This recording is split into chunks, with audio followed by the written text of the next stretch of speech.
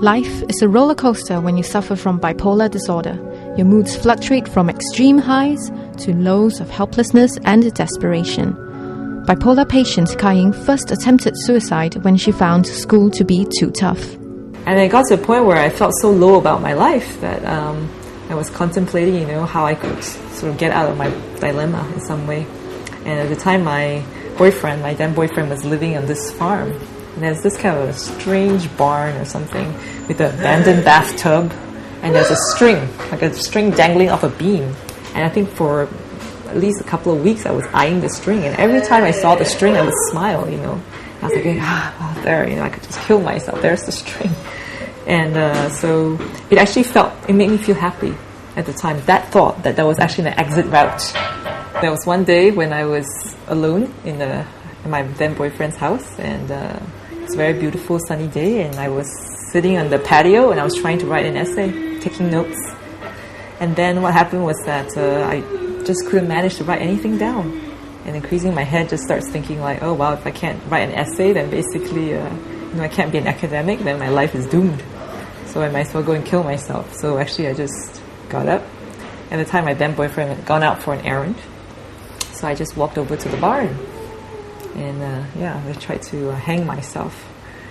I was very lucky that I don't know anything about how to kill oneself by hanging anyway. So basically I didn't tie the string correctly or something.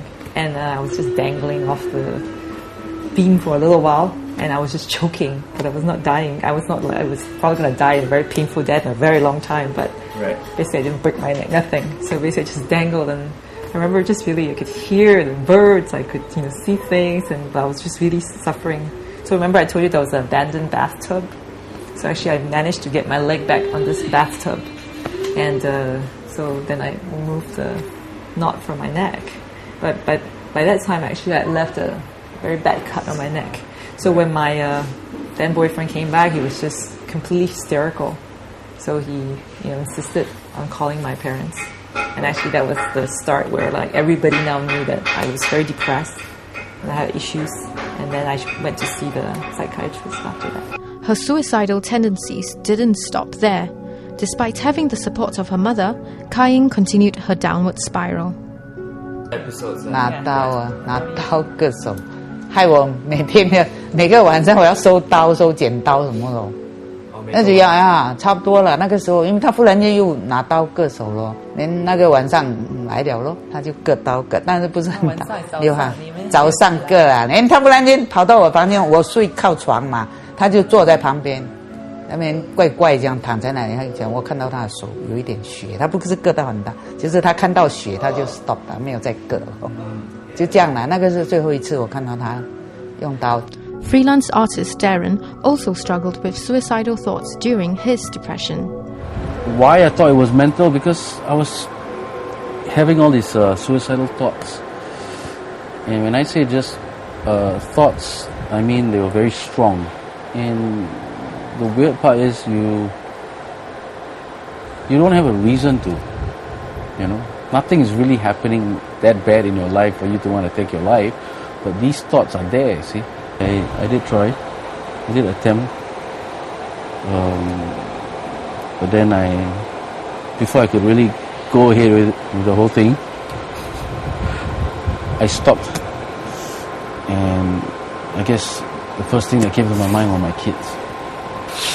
How do you explain to an 11-year-old why I did what I did? He sees the scars on my arms. All this is self-inflicted, during a really bad period. So, of course, I have to be very open and tell him, why did Daddy do this? And explain to him about how ill I was. And I didn't want him to think that it was something that was cool to do. Cutting yourself.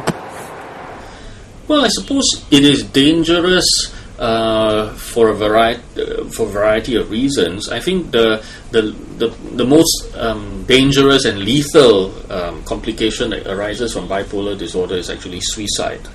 And studies would suggest that up to 50% of bipolar patients may actually attempt suicide at some point in their life, which is really a very high figure. So that's the extreme danger that we're talking about. Other than that, there are other disruptions in terms of their life. So, for example, social, educational, occupational functioning. So, for a patient who's very depressed, they may actually end up disrupting their education or their work. Similarly, if they are in a hypomanic or manic phase, their judgment may be impaired. I've got patients who have ended up, making unwise purchases or unwise business decisions. They've racked up credit card bills because of their reckless spending. Or for that matter, if you tell some off-color jokes at an office party, it may actually adversely affect your promotional prospects. Yeah. And so sometimes the dangers may have to do with jeopardizing the quality of the relationships. So it seems Kai-Ying and Darren are not alone. In the next clip, they reveal another trait that they both share, a fear of the sun.